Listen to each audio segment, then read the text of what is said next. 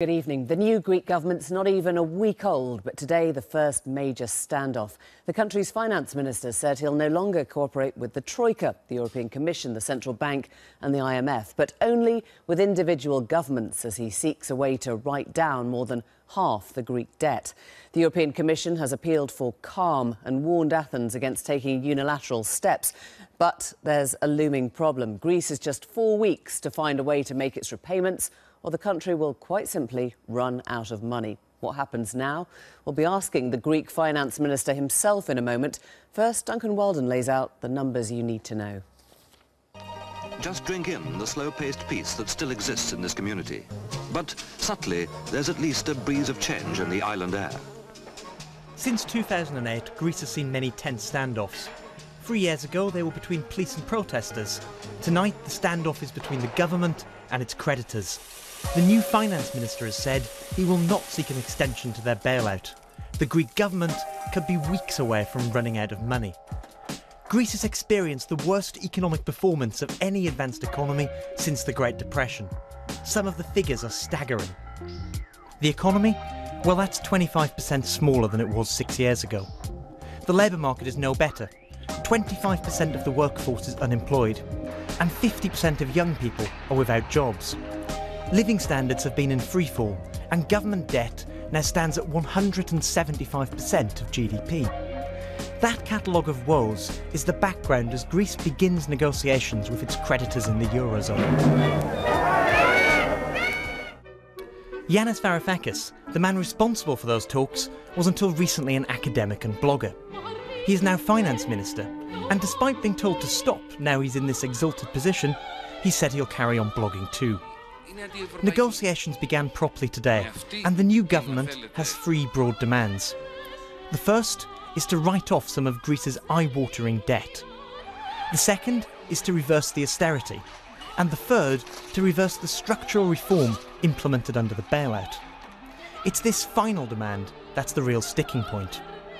Despite European official disagreement, Syriza's vision for Greece includes raising the minimum wage, restoring some power to trade unions, and ending privatisations. That is very much not the German vision of Greece. They want a competitive Greece, and think these sort of changes are how you achieve that.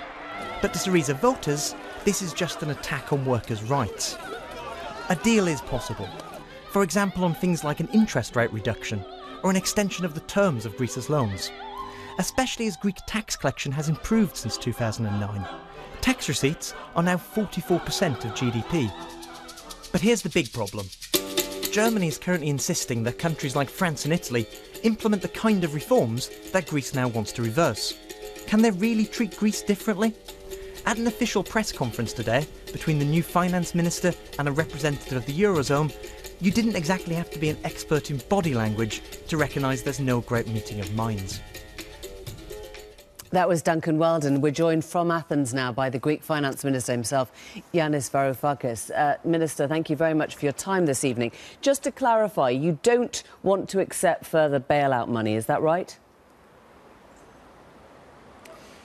Suppose a friend of yours were to come to you and say that he or she had difficulty repaying their mortgage because of a reduction in their income. They lost their job or something like that. And they had a great idea on how to solve this problem. They would get a credit card and draw money from it in order to meet the mortgage repayments for the next few months. Would you advise them that they should continue to take these tranches of loans from the credit card in order to deal with what is essentially an insolvency problem?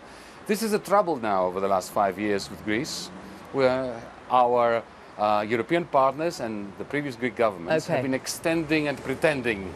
So a very simple answer to that this is then. not something that we should continue. Right, it's a no then. You won't accept further bailout money?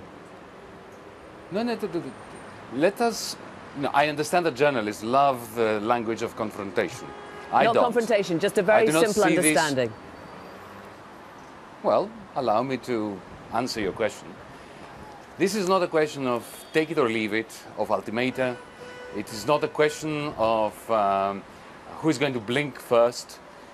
What we have in the Eurozone over the last 5 years is a crisis which is unfolding with detrimental effects for the integrity of Europe And the result of that is that the only people who have really been benefiting are the anti-Europeans, the misanthropes, the racists, the fascists here in Greece, the ultra-nationalists everywhere else. And we just want to put an end to that and have a rational discussion with our partners. So, just to deliberate with our partners. So are you prepared for a credit line to dry up now, or are you absolutely saber-rattling? This is a blink-first situation, isn't it?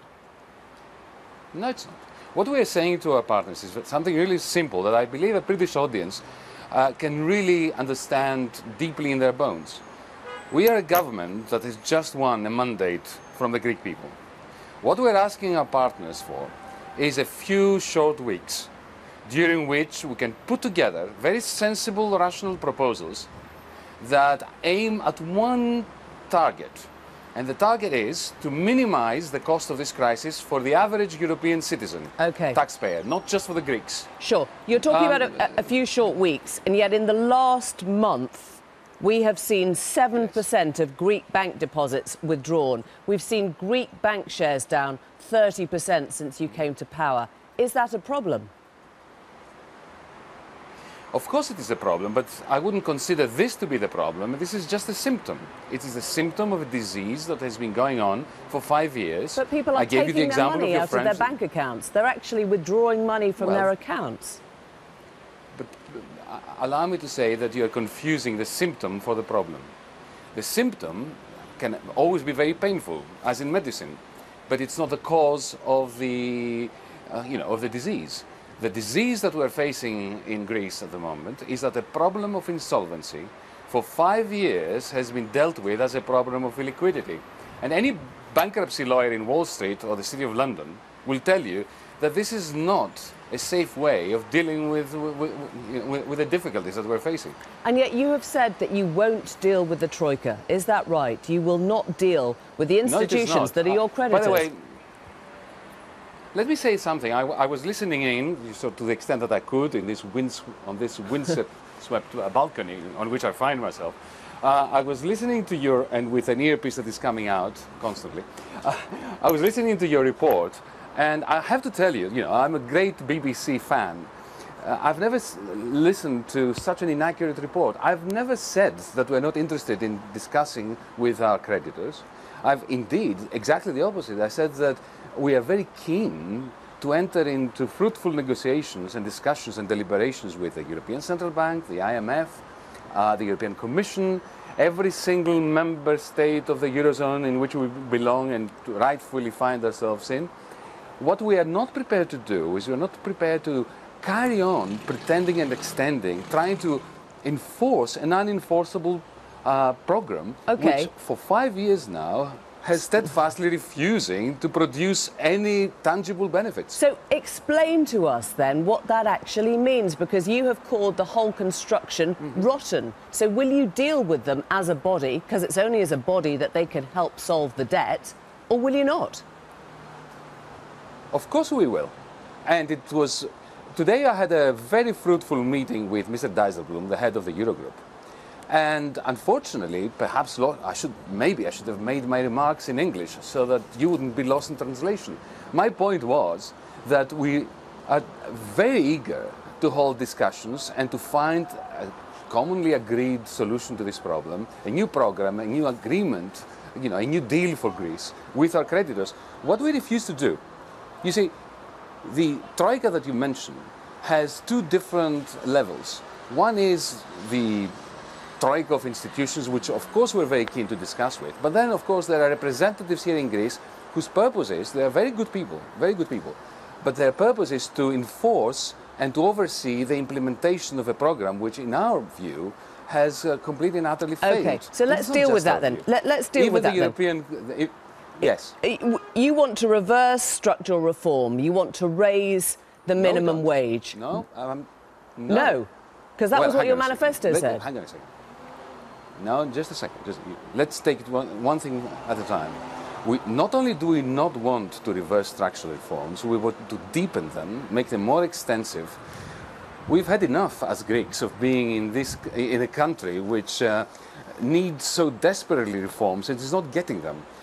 Greece has not been reforming over the last 5 years. It's been deforming as a result of sort of an implementation of a program that is really not dealing with all the malignancies of the Greek economy. What about the privatisation of the ports? Are you going to go ahead with that, or are you going to reverse that? Well, allow me to say one thing. Firstly, I'm personally, and as a finance minister, I can assure you that the particular investment in the port of Piraeus, which has been unfolding over the last few years, has my full support. And I would like to be part of an attempt to attract to this country foreign direct investment that has a similar effect on raising productivity and competitiveness.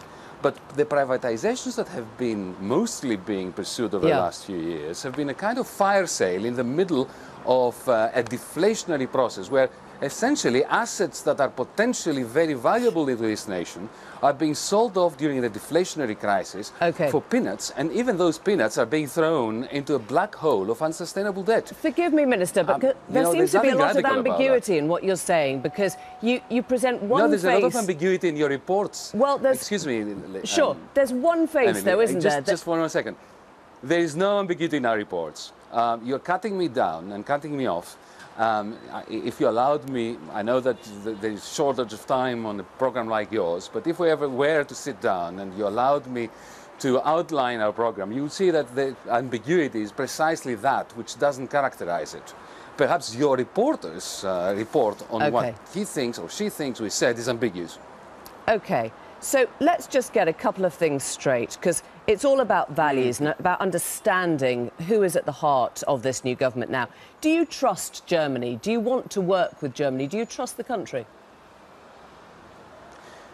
Let me tell you something that I think answers your question. Super simple. Do you trust Germany? Very simple.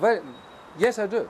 And if you had allowed me, instead of cutting me off quite rudely, I might say, I would have told you that I published an article, I think it was in Handelsblatt, a very important German newspaper, with the title, "Europe needs a hegemonic Germany."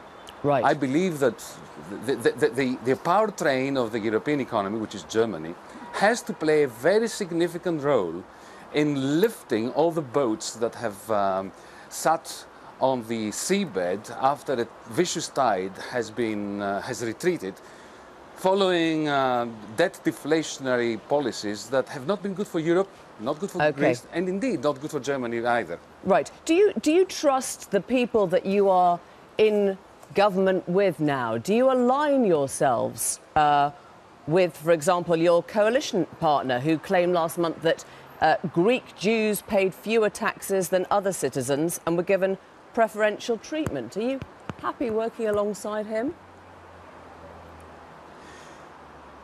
The wild beauty of democracy is that we have to respect the fact that the people of Greece have not given us an absolute majority in Parliament.